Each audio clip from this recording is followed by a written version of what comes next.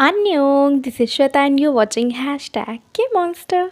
तो आज के वीडियो में मैं एक्सप्लेन करने वाली हूँ एक Japanese movie Zom 100 bucket list of the dead को, जो बेस्ड है एनीम सीरीज़ पर और 9 जुलाई को नेटफ्लिक्स पर रिलीज़ हुई थी।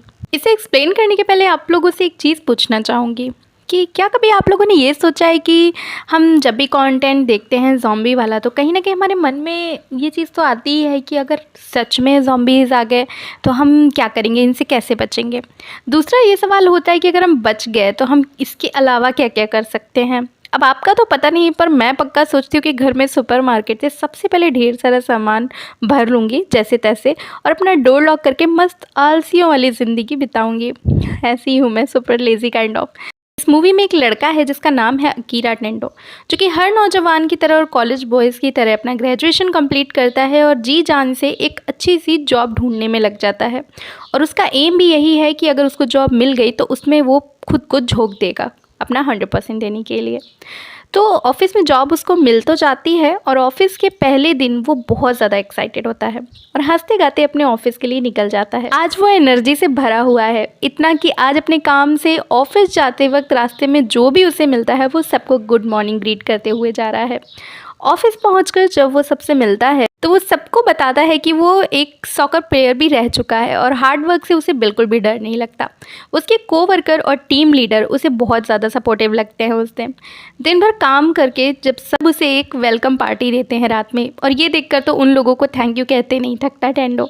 मानो आज तो उसकी ज़िंदगी का ये बेस्ट दिन था और आज इसी स्पेशल वेलकम पार्टी की वजह से वो फिर से उन लोगों को थैंक यू बोलता है और प्रॉमिस करता है कि आज की ही तरह कल भी वो इसी तरह मन लगा के काम करेगा।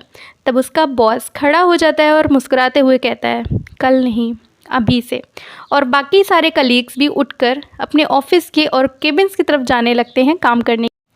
टेंडो ये बात सुनकर हैरान रह जाता है और बाकी सबके साथ जाकर काम करने लगता है। उसका बॉस उसे इतने सारे काम देता है कि टेंडो की हालत ही ख़राब हो जाती है, क्योंकि वो लगातार 2 दिनों से काम पर है और घर तक नहीं जा पाया। उसकी हालत काम कर करके इतनी ज़्यादा ख़राब हो जाती है कि वो एक दिन ऑफिस जाते वक्त सोचने लगता है, काश कुछ ऐसा हो जाए कि ऑफिस ना जाना पड़े। ये भी कोई ज़िंदगी है, इससे अच्छा तो मौत ही आ जाए मुझे। अगले दिन उसे ऑफिस के लिए उठने में लेट हो जाता है और वो हाँफता दौड़ता तैयार होकर भागता ही है और घर से निकलते ही वो देखता है कि उसके लैंडलॉर्ड जो उसे डेली ग्रीट करते थे ऑफिस जाते टाइम, वो किसी इंसान के ऊपर बैठकर उसको खा रहे हैं लिटरली।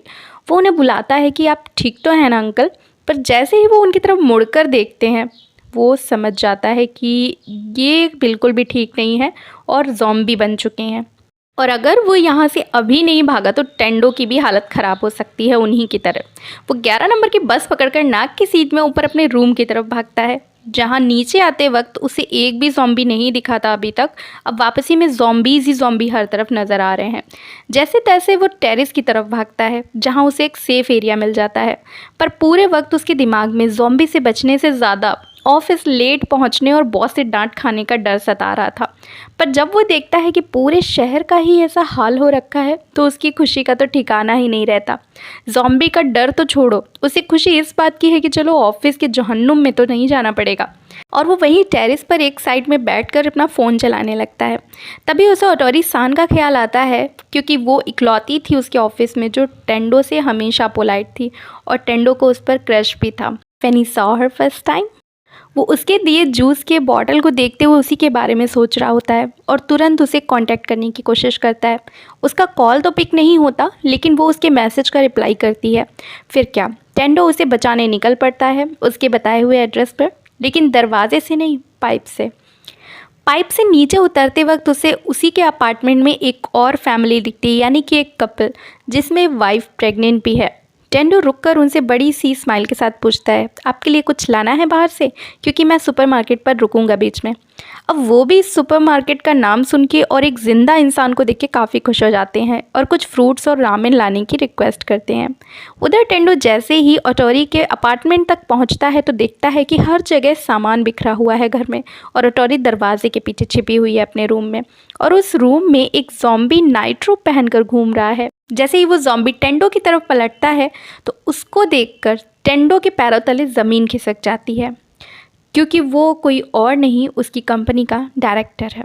इसका मतलब ओटोरी और इस डायरेक्टर के बीच में एक रिलेशन है, शायद एक्स्ट्रा मैरिटल अफेयर, क्योंकि वो ऑलरेडी मैरिड था। टेंडो हैरानी से ऑटोरी को देखता है, पर क्योंकि वो उसे यहाँ बचाने आया था उस ज़ॉम्बी से लड़के, ऑटोरी को चलने को कहता है अपने साथ। पर तभी वो ज़मीन पर गिर जाती है और ज़ॉम्बी बनना शुरू हो जाती है, क्योंकि टेंडो के वहाँ आने से पहले ही वो डायरेक्टर की ज़ॉम्बी ने उसे काट लिया था। ये सब देखकर टेंडो रोने लगता है ज़ोर ज़ोर से और चिल्लाकर उससे कहता है कि तुम मेरा लव एट फर्स्ट साइट थी, तुम्हें मैंने क्या समझा था और तुमने ये सब क्या कर दिया। ना कहकर वो वहाँ से बचते बचाते निकल जाता है अपने अपार्टमेंट में, और वो सेम पाइप से ही चढ़कर वापस अपने रूम में जा रहा होता है कि देखता है कि उस हस्बैंड वाइफ के अपार्टमेंट में हर तरफ खून ही खून है, सारा सामान बिखरा पड़ा है और वहाँ पर अब कोई नहीं है। टेंडो तो उनके लिए उनका मंगाया हुआ सामान लेकर आया था, पर उसे क्या पता था कि उसके आने तक वो इंसान ही नहीं रहेंगे। अपने रूम में जाकर वो उदास सा बैठा रहता है कि तभी उसके दिमाग की बत्ती जलती है और वो मुस्कुराने लगता है। वो जल्दी से एक पेन और नोटपैड उठाता है और सोचने लगता है कि ज़ॉम्बीज़ का खाना मैं एक ना एक दिन तो बन ही जाऊँगा, कब तक ही बच पाऊँगा उनसे। लेकिन ज़ॉम्बीज़ बनने से पहले मैं वो सारे काम करना चाहूँगा जो मैं आज तक नहीं कर पाया। और वो नोटपैड पर लिखता है 100 things I want to do before becoming a zombie.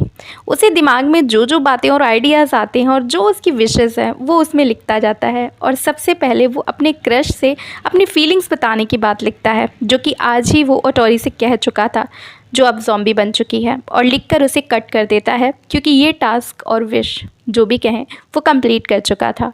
अपने सारे सपने और वो काम जो वो हमेशा से करना चाहता था लिखता जाता है एक एक करके, चेहरे पर एक बड़ी स्माइल के साथ, जैसे कि हॉट स्प्रिंग बाथ लेना, फ्लाइट अटेंडेंट के साथ ड्रिंक्स लेना, एक मोटर बाइक राइड करना, हेयर कलर करना, किसी बिल्डिंग पर अपना बड़ा सा पोर्ट्रेट बनाना, और बिना बिल की चिंता करे कार्ट में भर भर के सामान रखना सुपरमार्केट से। वैसे ये तो मेरा भी करने का मन है लाइफ में एक बार। अगले ही दिन सुबह उठकर वो अपने रूम की सफाई करता है, जो कि उसी लिस्ट में से सारे काम में से एक काम था, क्योंकि ऑफिस से उसे इतना टाइम ही नहीं मिलता था कि वो घर जा पाए, और उसका घर किसी कबाड़ खाने से कम नहीं था। वो अपने कबाड़ खाने जैसे रूम को साफ़ सुथरा करके एक रूम की शक्ल देता है, और फिर इसके बाद आराम से अपना साउंड बार लेता है और फ्री शॉपिंग करने के लिए निकल पड़ता है। उसे पता चल चुका था कि ज़ॉम्बीज़ साउंड से अट्रैक्ट होते हैं, तो वो साउंड बार को अपने सेफ्टी पर्पज़ की तरह से यूज़ करने के लिए रख लेता है, और फिर जमकर शॉपिंग करता है जाके सुपरमार्केट में। और फिर इसी तरह से बकेट लिस्ट की बाकी चीज़ें, जैसे कि हेयर कलर ट्राई करना, बिल्डिंग पर अपना पोर्ट्रेट बनाना बड़ा सा, और जी भर के क्रैकर्स लेना वगैरह वगैरह। अपनी बकेट लिस्ट की सारी विशेज़ पूरी करने के बाद उसे मौका मिलता है एक और विश पूरी करने का, यानी रास्ते में उसे एक मोटर बाइक दिखती है, और मोटर बाइक राइड करके वो पहुंचता है अपने फेवरेट प्लेस पे, और वहां जाके ढेर सारे फायरवर्क्स एंजॉय करता है। नेक्स्ट डे वो अकेले बारबेक्यू स्टेक एंजॉय कर रहा होता है दोपहर में, पर सॉल्ट एंड पेपर ख़त्म हो गया होता है। इतने शॉपिंग के बाद भी ये चीज़ें छूट गई।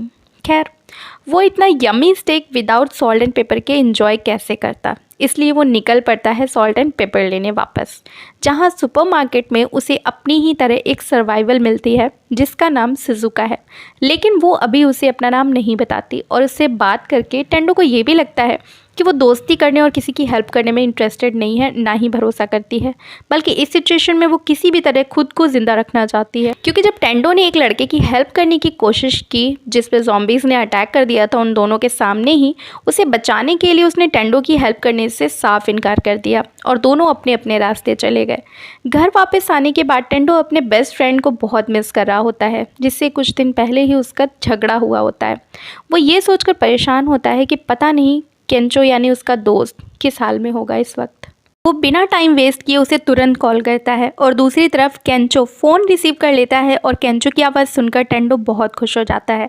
वो उससे पूछता है कि वो कहाँ है इस वक्त, ताकि वो उसे बचाने जा सके। हिचकिचाते हुए केंचो उसे बताता है कि वो एक रेड लाइट एरिया में है इस वक्त, और एक रूम में फंसा है एक लड़की के साथ जो अब ज़ॉम्बी बन चुकी है, लेकिन दीवार पर बंधी हुई है। टेंडो फुल सेफ्टी के साथ निकल पड़ता है अपने बेस्ट फ्रेंड को उस जगह से निकालने के लिए, जहां कुछ ट्रिक्स और हिम्मत के साथ वो वहां से केंचो को निकाल भी लेता है। दोनों उस दिन की फ़ाइट के लिए एक दूसरे से माफ़ी मांगते हैं। एक्चुअली केंचो टेंडो से बिल्कुल ही अलग किस्म का है। जहाँ टेंडो सीधा, क्यूट और सबकी फिक्र करने वाला लड़का है, वहीं केंचो प्रैक्टिकल, एरोगेंट और खुद से मतलब रखने वाला इंसान है। तो फाइनली ये दोनों बचकर निकल आते हैं वहाँ से और आपस में बैठकर सेलिब्रेट करते हैं। तभी टेंडो अपनी बकेट लिस्ट में एक और विश ऐड करता है, जिसे पढ़कर केंचो बहुत हंसता है, बट टेंडो बहुत ज़्यादा सीरियस है इस विश के बारे में। उसकी विश है कि सुपर हीरो बनकर सबको ज़ॉम्बीज़ से बचाए, जो कि नामुमकिन है केंचो की नज़र में। फिर वो केंचो से अपना आइडिया शेयर करते हुए कहता है कि हम एक्वेरियम तक जाकर वहाँ से शार्क सूट ला सकते हैं, जो ज़ॉम्बीज़ तो क्या शार्क के दांत भी आर पार नहीं कर सकते। टेंडो का आइडिया प्रैक्टिकल है, इसलिए केंचो तैयार है साथ जाने के लिए और ये लोग निकल पड़ते हैं एक्वेरियम के लिए, जो एक टूरिस्ट प्लेस है। रास्ते में उन लोगों को एक सर्वाइवल्स की बस दिखाई देती है आते हुए, जिसके शोर की वजह से ज़ॉम्बीज़ उन पर अटैक कर देते हैं और टेंडो हमारा सुपर हीरो अपनी पूरी कोशिश करता है उन्हें बचाने की। इसी वक्त उसे शिजुका भी दिखाई देती है वहाँ, और ज़ॉम्बी से बचते बचाते वो लोग एक छोटे से एक्वेरियम शॉप में पनाह लेते हैं। पर इन बचे लोगों में एक आदमी ज़ॉम्बी बन जाता है, जिसे शायद बाहर ही ज़ॉम्बी ने काट लिया था, और इसी तरह बाकी के लोगों को भी ज़ॉम्बी बना देता है वो। टेंडो और केंचो को लगा था कि एक छोटा सा एक्वेरियम है तो माइट बी पॉसिबल कि यहाँ पे कोई शार्क सूट मिल जाए, लेकिन यहाँ पे भसड़ मचने के बाद में इन लोगों को बिना शार्क सूट के ही यहाँ से निकलना पड़ता है। वहीं उन लोगों को एक मिनी वैनिटी दिखाई देती है बाहर भागने के लिए, क्योंकि ज़ॉम्बीज़ का अटैक हो चुका होता है, जिस पर लॉन्ग ड्राइव पर जाने की विश भी टेंडो ने ऐड की थी अपनी बकेट लिस्ट में। और आज यहाँ से बचकर ये लोग एक्वेरियम की तरफ निकल पड़ते हैं, क्योंकि टेंडो शिजुका को भी उन लोगों के साथ चलने को बोलता है। तो अब ये 2 नहीं 3 है वैनिटी में, लेकिन वहाँ पहुँचते पहुँचते ये तीनों टेंडो की बकेट लिस्ट विशेस पूरी करते हुए आगे बढ़ते हैं, जैसे कि वाटर योगा, फायर कैंपिंग करना और हॉट स्प्रिंग में मज़े करना और स्काई डाइविंग करना जैसी चीज़ें। और अब तो शिजुका को भी इन लोगों के साथ काफ़ी मज़ा आ रहा है। हॉट स्प्रिंग में शिजुका उन दोनों को बातें करते हुए सुनती है, जहाँ टेंडो कह रहा होता है कि हमारा एक्वेरियम वाला काम होते ही शिजुका अपने रास्ते चली जाएगी, जैसे कि उसने कहा था हमसे। कितना अच्छा होता कि हम तीनों साथ ही रहते। शिजुका ये सुनकर उन दोनों के पास जाती है और एरोगेंट शिजुका, जो पहले किसी से सीधे मुंह बात भी करना पसंद नहीं करती थी, टेंडो को थैंक्स बोलती है उस छोटे से एक्वेरियम में उसकी जान बचाने के लिए और बाकी सारी चीज़ों के लिए भी। और इस सीरियस माहौल को केंचो ख़त्म करने के लिए शिजुका पर पानी डालकर मस्ती करने लगता है उसके साथ। और अगले दिन ये लोग एक्वेरियम पहुंच जाते हैं, लेकिन रोड पर लगे एक ट्रैप की वजह से उनकी वैनिटी पंक्चर हो जाती है। नेक्स्ट सीन में जब टेंडो को होश आता है, उसे उसके सामने उसका बॉस बैठा दिखाई देता है, जिससे वो टोटली शॉक हो जाता है। फिर उसका बॉस उसे बताता है कि एक्वेरियम एक सेफ़ हाउस की तरह यूज़ किया जा रहा है यहाँ। वो टेंडो को पूरा एक्वेरियम विजिट कराता है और साथ ही साथ बताता है कि यहाँ कौन कौन से डिपार्टमेंट्स और काम सब में बांटे गए हैं, क्योंकि यहाँ का लीडर या फिर चीफ वही है। टेंडो को उसके दोस्त भी वहाँ काम करते दिखाई देते हैं, और वो हस्बैंड वाइफ भी जो उसी के अपार्टमेंट में रहते थे, जिन्हें उसने मरा हुआ मान लिया था। उसका बॉस उसे वहाँ का सिक्योरिटी सिस्टम भी दिखाता है कि कैसे ज़ॉम्बीज़ को सिक्योरिटी के लिए रखा गया है, और जब बाहर से सामान अंदर लाना होता है तो उन्हें साउंड्स के थ्रू अट्रैक्ट करके गेट्स खोलकर सामान धीरे से अंदर ले आया जाता है। टेंडो से वो कहता है कि तुम्हें मैं ऑफिस के पहले दिन देखते ही समझ गया था कि तुम बहुत काबिल और समझदार लड़के हो, इसलिए मैं तुम्हें मेरा राइट हैंड बनाकर रखूँगा यहाँ। लेकिन टेंडो उसे अपनी बकेट लिस्ट और विशेस के बारे में बताता है, तो वो टेंडो को काइंड ऑफ धमकी देने लगता है कि तुम्हें अपने बकेट लिस्ट में ज़्यादा इंटरेस्ट है या फिर अपने दोस्तों को सेफ रखने में, क्योंकि मेरा सिक्योरिटी सिस्टम तो तुम देख ही चुके हो, तो यहाँ से बाहर जाने की गलती भूल कर भी मत करना। बेचारा टेंडो ज़ॉम्बी आउटब्रेक से ज़्यादा बड़ी मुसीबत में अब फंस चुका है यहाँ पर आकर, लेकिन वो अपने दोस्तों को भी सेफ़ रखने के लिए चुप रह जाता है एज़ यूजुअल। और अब उसका बॉस उसे बहुत ज़्यादा मैनिपुलेट करता है और उसे एक नौकर की तरह ट्रीट करना शुरू कर देता है।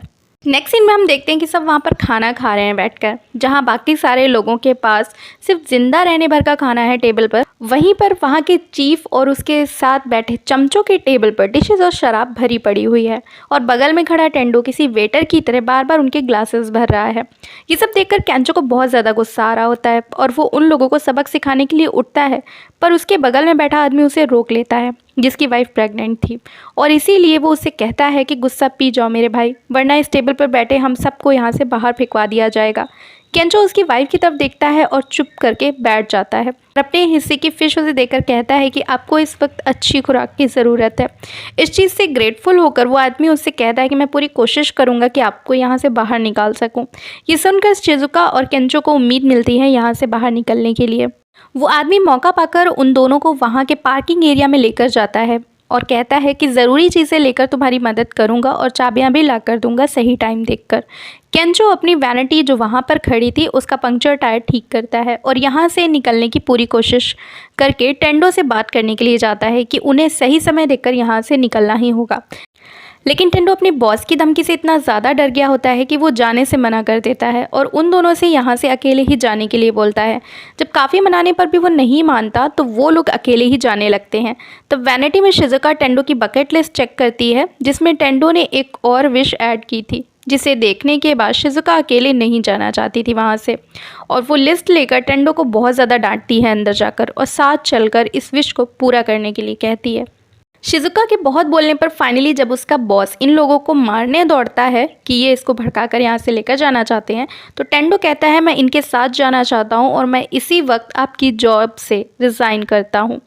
उधर दूसरी तरफ अंदर सामान आते वक्त फूड ट्रक में एक ज़ॉम्बी घुस जाता है और ट्रक अंदर जाने के बाद जब सामान अनलोड करने के लिए खोला जाता है तो वो ज़ॉम्बी वहाँ भगदड़ मचा देता है उस ट्रक से निकलकर और धीरे धीरे सब एक दूसरे को खाने के लिए दौड़ने लगते हैं। और अंदर जहाँ इस वक्त शिजुका और केंचो टेंडो के बॉस से उसे यहाँ से ले जाने के लिए लड़ रहे हैं, वहाँ भी अंदर अब ज़ॉम्बी पहुँच चुके हैं और वहाँ मौजूद लोग इधर उधर भागने लगते हैं ज़ॉम्बीज़ देखकर।